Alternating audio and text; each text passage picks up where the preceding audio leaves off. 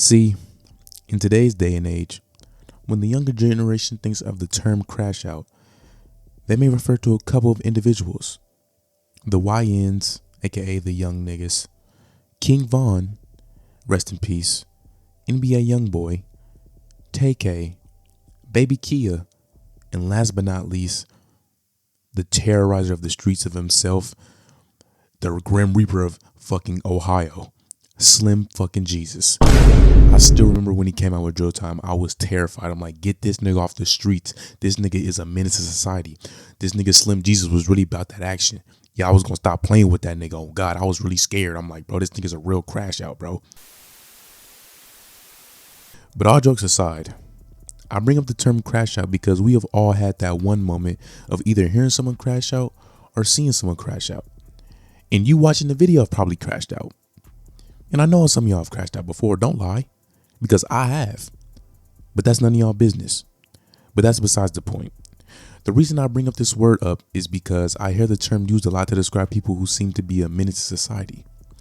So I decided to think about my first memory of seeing a quote unquote crash out, and then it hit me. My first memory of seeing a crash out was when I was younger and I was watching Dragon Ball Z and I was watching Vegeta for the first time. But not any form of Vegeta. I'm talking about his most iconic form, in my opinion, which is... Who are you people? Don't you see the universe matters more than your meaningless squabble? Meaningless, huh? Spend most of your life ruled by another. Watch your race dwindle to a handful. He's even saved my life as if I were a helpless child. See? I've done it. Now they'll crumble from the inside. Vegeta, destroy this nuisance. Kill the Supreme Kai. I refuse. What? I will not be distracted from this anymore. One thing a Saiyan always keeps, his pride! But this has never happened to me before. So before I get into Majin Vegeta, let me give you as the viewer a quick explanation on how Majin Vegeta was able to be formed. So the creators of the magical life form known as Majin were created by an evil wizard by the name of Bibbidi. And the only person other than him to obtain this magical life form and its powers was his doppelganger / son Babidi. And unlike the Saiyan race, in which you have to train to reach new power levels, for instance, you would have to train extremely hard to reach different forms of Super Saiyan.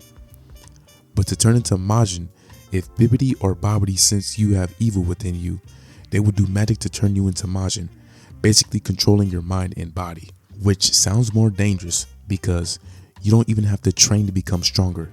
They just have to sense evilness within you, and then boom, you get extra strength just for them sensing evilness within you, and now you have an upper hand on everybody who wants to fight you. So fast forward, after Bibbidi gets killed by Supreme Kai, his son carries on his hatred for Supreme Kai for killing his father.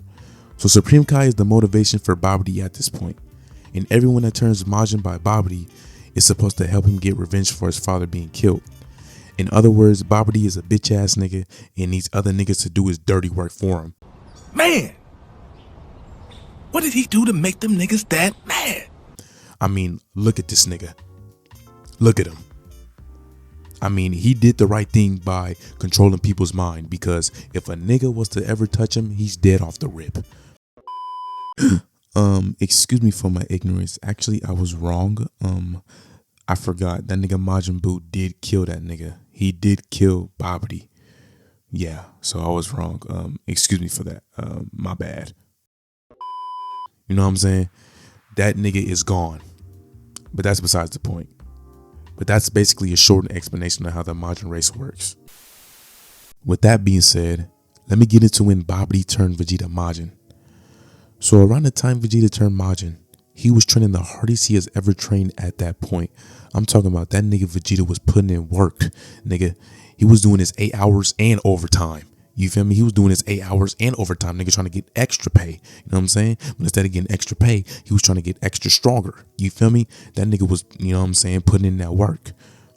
And the reason for that obviously was to get stronger than Goku, while Goku has basically been dead for 7 years. But little did Vegeta know, dead people can still train in the afterlife. And that's basically what Goku was doing. Goku was like, nigga, I ain't finna be slipping on my pimping. Nigga, I'm finna be the strongest Saiyan still. Nigga, ain't nobody finna outclass me. You feel me? And Vegeta wasn't the motivation. Goku just loved doing, you know what I'm saying, training just because he loved to train and he loved the thrill of it. And, you know, we know Goku loves to fight. So that's basically why he was training so much. And if you watch Dragon Ball Z, this is not a surprising motive for Vegeta becoming Majin, because throughout the DBZ universe, you could always tell Vegeta had some vendetta of Goku being the strongest Saiyan, because Goku would always end up being the savior against the strongest villains that seem like a threat. So that is probably the most important info throughout this story. But also a very important event that occurred was the annual World Martial Arts Tournament. And while Vegeta was there, he noticed a fighter competing by the name of, excuse me if I butcher his name, Spopovich, who was a henchman sent by Babidi, who was more powerful than everyone else in the tournament. And Vegeta also noticed the M on his forehead, and that was the first time he seen someone with the M on their forehead, and kind of was confused on how, you know what I'm saying, how this person was so strong. And another thing that's very important was Vegeta heard from other people how Spopovich, either one, how he was before he turned Majin. And he heard that Spopovich wasn't the same person. You know what I'm saying? He was a completely different person. So Vegeta saw and heard that and knew his next move, since Goku was still stronger than him after 7 years. So pretty much Vegeta had no other choice but to let Babidi take over his mind to acquire this super strength to be stronger than Goku for the first time. Now that you as the viewer have the basic info on how Majin works, let me get into my favorite part of the video, which is how I'm going to talk about how Vegeta, Majin Vegeta to be exact, is the most iconic crash out that I've personally seen. So the first thing I want to touch on is the emotions I felt as a child when I first seen Majin Vegeta. So the first emotion I felt was I was scared as fuck, okay? And the reason why I was scared, if you watch the episode, as soon as Vegeta turned Majin, this nigga was on bullshit from the start. This nigga was on timing. This nigga did not give a fuck about anything. Okay, that nigga, you could just look in his eyes and be like, this is a different nigga right here.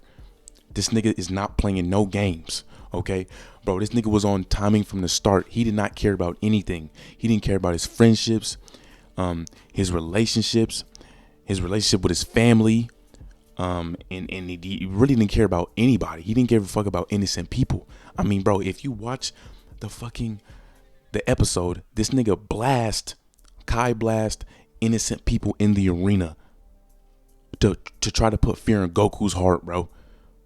You feel me? This nigga killed innocent people that did nothing to him, bro. I'm like, this nigga is crazy, bro. And then on top of that,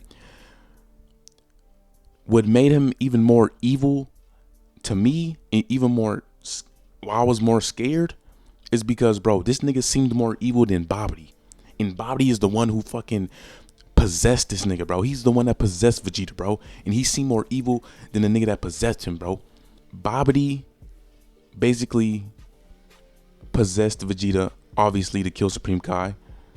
You know what I'm saying? So everybody that was Majin was supposed to help Babidi kill Supreme Kai. Like I said before, I touched on it before. This nigga Babidi told Vegeta to kill Supreme Kai.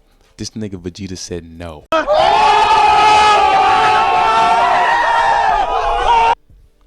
You know how much of an evil and bold nigga, and how much a fuck not to give to tell a nigga that possessed you, that has control over your body and mind? No. That nigga Babidi has control of your mind and your body, and you tell that nigga no? That nigga's crazy. That is the only nigga to control, outdo magic. Majin Vegeta is the only nigga to outdo magic, bro. Like, nigga, ain't no way, nigga. Ain't no way a nigga tell me no and I possessed him, bro. What the fuck, bro?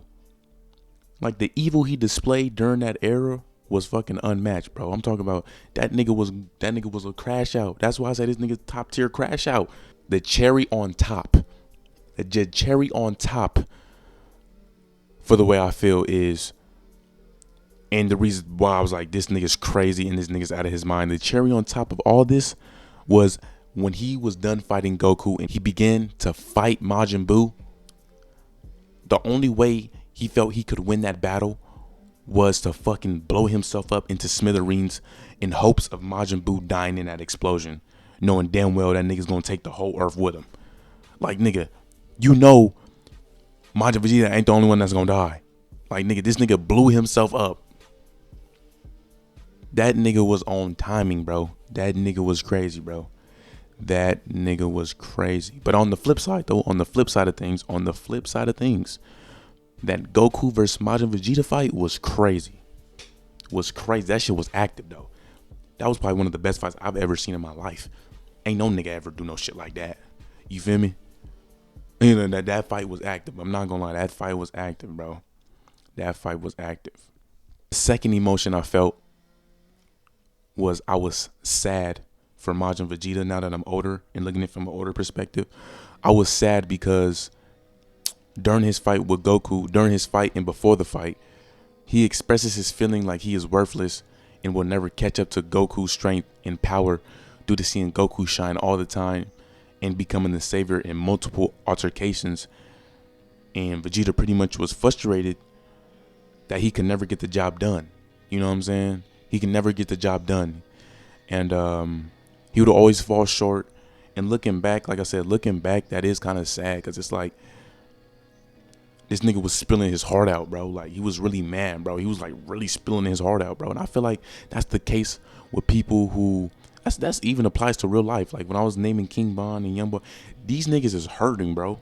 Like, I know I'm getting off track a little bit, but it's facts though. Like, these niggas is hurting, bro. Like, real life hurting.